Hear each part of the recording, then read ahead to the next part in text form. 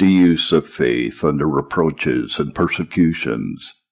Habakkuk 2 verse 4, the just shall live by his faith. You may remember I speak occasionally from that of the psalmist. Clouds and darkness are round about him. Righteousness and judgment are the habitation of his throne, and from thence took occasion to consider what is our special duty when clouds and darkness are round about us, as they are at this day. And some of you know I have had a great persuasion that the clouds that are gathering will, at least in their first storm, fall upon the people of God. I must repeat it again and again. I have been warning you for some years and telling you it would be so. The present frame in which I have to conflict in my own spirit, in that frame of spirit which I have observed in others, the state and condition of all churches and professors, so far as I know, is they are gone into a dreadful carnal security. I speak my heart, and what I know with reference to our present state and the cause of God, we are gone, I say, into a dismal security, which still confirms me that the storm will come upon us, and that it will not be long before we feel it. My design is therefore to show you how we ought to behave ourselves under the perplexities and difficulties we are to conflict with in this world. And I have not sat studying for things to speak, but only tell you the experience of my own heart, and what I am laboring after. I have already showed you what our duty is under the approach of these distressing, calamitous times that are coming on us, and what faith will do in such a season. But I am now in the second place to show you how faith will carry it under other perplexities that either are present or are coming upon us. And here I shall show you how, number one, we may live by faith under all the reproaches and persecutions that do or may fall on us, on the account of that order and fellowship of the gospel of that way of God's worship which we profess. Number two, how we may live by faith, with reference to the returning on us of anti-Christian darkness and cruelty, if God shall allow it so to be. Number three, how we may live by faith under an apprehension of great and woeful decays in churches, in church members, in professors of all sorts, and in the gradual withdrawings of the glory of God from us upon that account. Number one, how we may live by faith with reference to those reproaches, that scorn and contempt which are cast on the ways of God which we profess, that worship of God in which we are engaged, in that order of the gospel that we do observe, with the persecutions that will attend us on the account of it. Truly I may say of it, as the Jews said to Paul about Christianity, in Acts 28 verse 22, as for this sect, we know that everywhere it is spoken against. The whole world seems to be combined, that the name of Israel in this way may no more be had in remembrance. There are few that are concerned about these things while it is well with them, their families, their relations, estates, inheritances. Let the ways of God be reproached. What is that to them? They are not concerned in it. They cannot say as the psalmist does when he speaks in the person of Christ in Psalm 69:9, the reproaches of them, the reproach to you, are fallen upon me. Perhaps some of us are more sensible than others, or at least have reason so to be, of those reproaches that are continually cast on the ways of God, seeing they're more particularly upon us. But to those that are not concerned in the scorn and contempt, I would say three things. First, what evidence have you that you have a concern in God's glory? For these things are those in which God is glorified in this world. And if you are not concerned when there are so many reflections thrown upon it, pray consider what evidence you have in yourselves of any concern in the glory of God. Secondly, what evidence have you that you have a love to these things, that can hear them reproached, scorned, contemned, and never be moved at it? An honest good man would find himself concerned if his wife or children were reproached with lies and shameful things because of his interest in them. But for them that can hear the ways of God reproached every day, and so long as it is well with them and theirs, are not concerned in it, They can have no evidence that they have a love to them. Nehemiah cries out on such an occasion. Nehemiah 4, verse 4. Hear, O our God, for we are despised, and turn the reproach upon their own head, and give them a prey in a land of captivity. God has made special promises to such as their thoughts concerned in Zephaniah 3, verse 18. I will gather them, he says. Whom will he gather? Them, that are sorrowful for the solemn assembly, who are of you, to whom the reproach of it was a burden. The solemn assemblies were reproached and mocked, and there were some of them, not all, to whom this reproach was a burden. These, God says, I will gather them under my gracious protection. Thirdly, to add one word more, if you are not concerned in the reproaches that are cast upon the ways of God, persecution shall awaken you, and either make you concerned or put an end to all your profession. Now the inquiry is, how under these difficulties that we have to conflict with, we shall glorify God and pass through them without loss, to our spiritual advantage.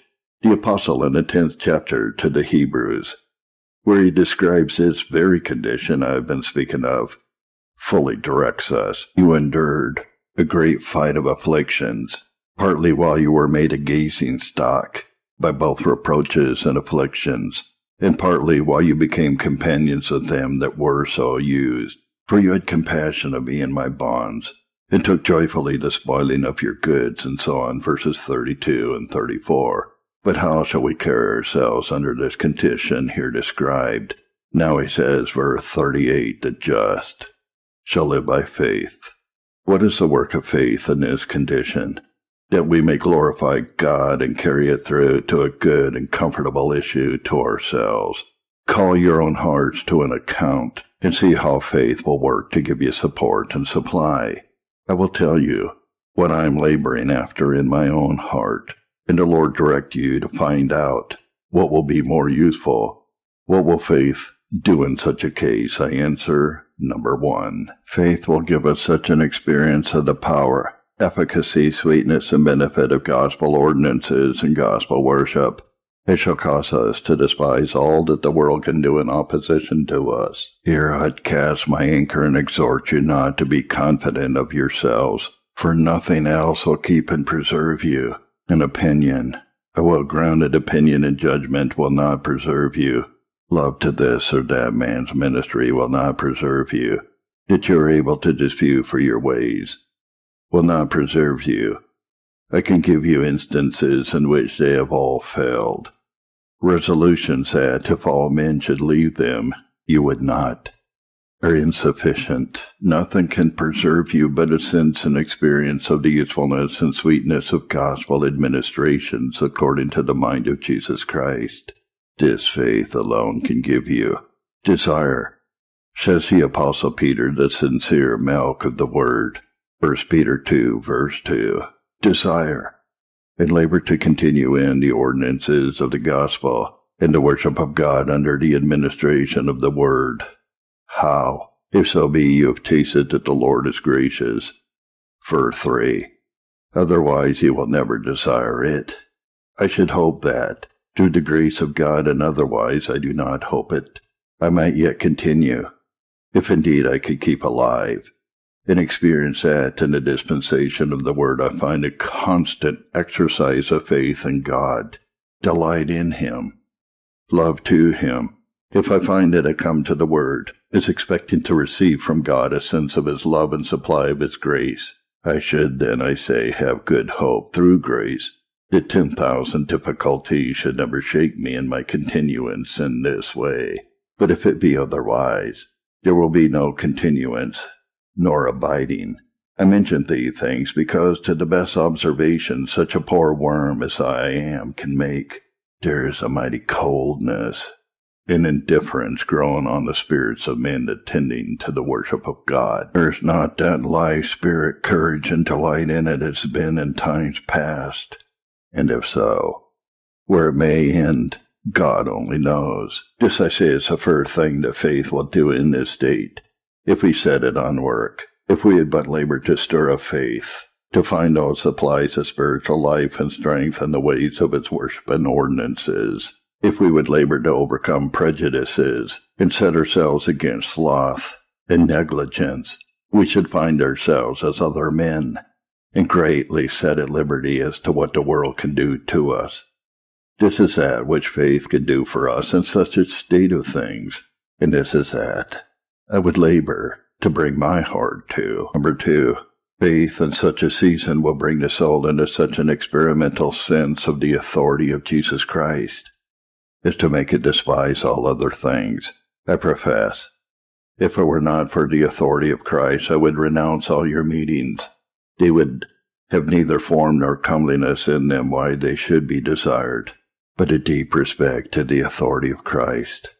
Unless our evil hearts are betrayed by unbelief and weakness, is that which will carry through all that may befall us. Faith will work this double respect to the authority of Christ, as he is the great head and lawgiver of the church, who alone has received all power from the Father to institute all worship, and whoever imposes in this usurps his crown and dignity.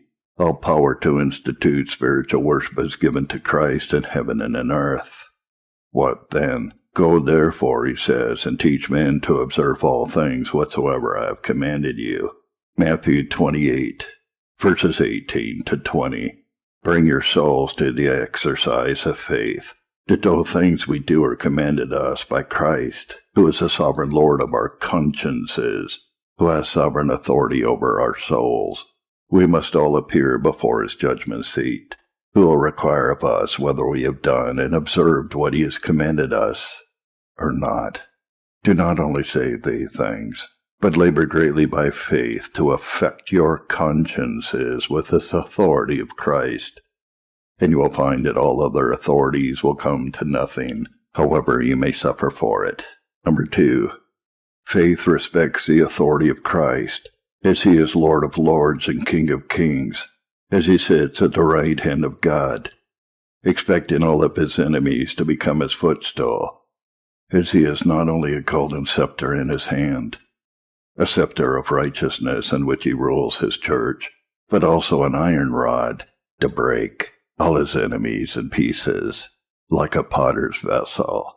If faith exercises itself upon this power and authority of Christ over his enemies, it will pour contempt on all that the world can do. Cannot be carried before any magistrate, but Christ is there present, greater than them all, who has their breath in his hands, their lives and their ways at his disposal, and can do what he pleases with them. Faith will bring in the presence of Christ in such a season, when otherwise your hearts would fail for fear, and you would be left to your own wisdom, which is folly, and your own strength, which is but weakness.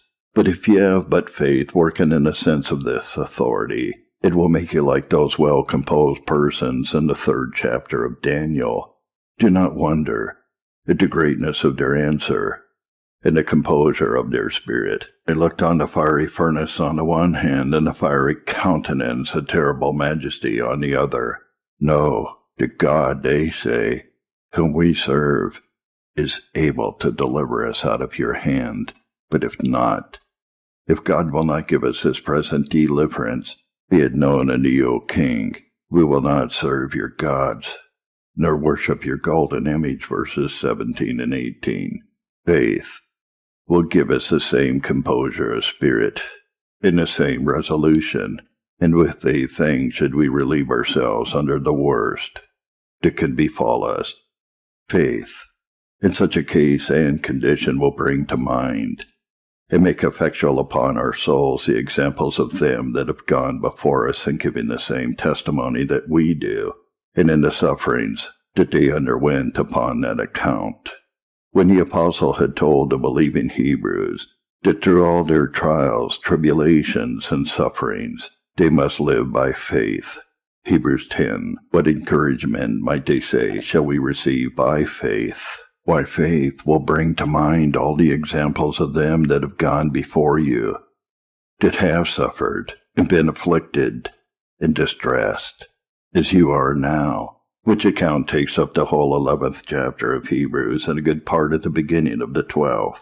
It is a great thing when faith revives an example.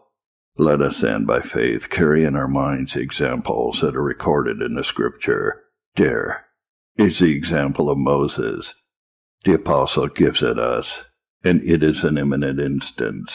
Chose rather to suffer affliction with the people of God, than to enjoy the pleasures of sin for a season, esteeming the reproach of Christ greater riches than the treasures in Egypt. He, by the dark promise he had to live upon, endured the reproach of Christ. My brethren, take the prophets for an example of them that have suffered, and consider how the apostles have gone before us. But do not stop at them, for there is a greater than Moses and the prophets and apostles, greater than even a cloud of witnesses, and that is no less a person than the Lord Jesus Christ. Hebrews 12:2. Looking unto Jesus, the author and finisher of our faith, who for the joy that was set before him endured the cross, despising the shame. He underwent the contradiction of sinners against himself, and is now set down at the right hand of God. Faith. Calling to mind these great examples would give us great support under all the trials we may be brought to, in conflict with. Whither are we going? And what do we hope for? We would be where Moses is and where the prophets are. But how did they get there? They did not get there through the increases of riches, in multiplying to themselves lordships in the world, but by sufferings and the cross. Through many tribulations they entered into the kingdom of heaven. Faith will receive in the supplies that Christ has laid up for his people in such a season. Christ has made peculiar provision for suffering saints, and it consists in two things. First, in his special presence with them. He will be with them in the fire and in the water. Secondly, in the communication of the sense of God's love to them. Their tribulation works patience, and patience experience, and experience hope. And then the love of God is shed abroad in our hearts by the Holy Ghost, which is given to us. Romans 5:3-5. Faith will bring all these things into the soul, but your minds must be spiritual, or you cannot put forth one act of faith, for to bring it in a special provision that is laid out for suffering saints. And very few attain a spiritual frame, where faith fetches in these spiritual consolations. Christ has prepared for such souls. This is one way in which we may live by faith in such a season. Search therefore, and make inquiry into your entrance into troubles, what sense faith gives you of the love of God to carry you through these difficulties. Number 5. It is faith alone that can relieve us with respect to the recompense of reward. Moses suffered affliction with the people of God, for had respect to the recompense of reward. Hebrews 11:25-26. Delight in momentary affliction which we undergo in this world works for us a far more exceeding and eternal weight of glory. 2 Corinthians 4:17. Who knows?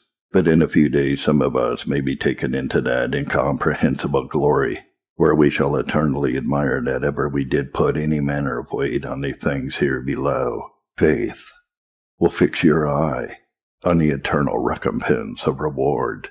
We have indeed a faith now at work that fixes the minds of men upon this, that way of deliverance, in this and that strange accident, but we shall find that true faith will burn up all this is stubble. Number 6, and lastly, faith will work by patience.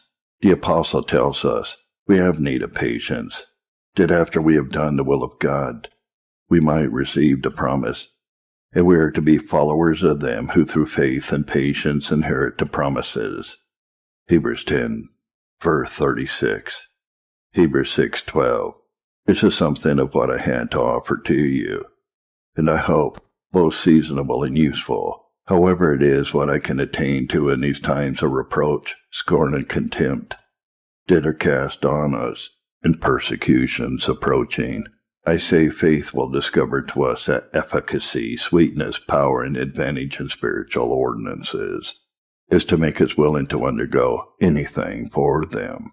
Faith will bring our souls into such subjection to the authority of Christ as head of the church and Lord over the whole creation, that we shall not be terrified with what man can do to us.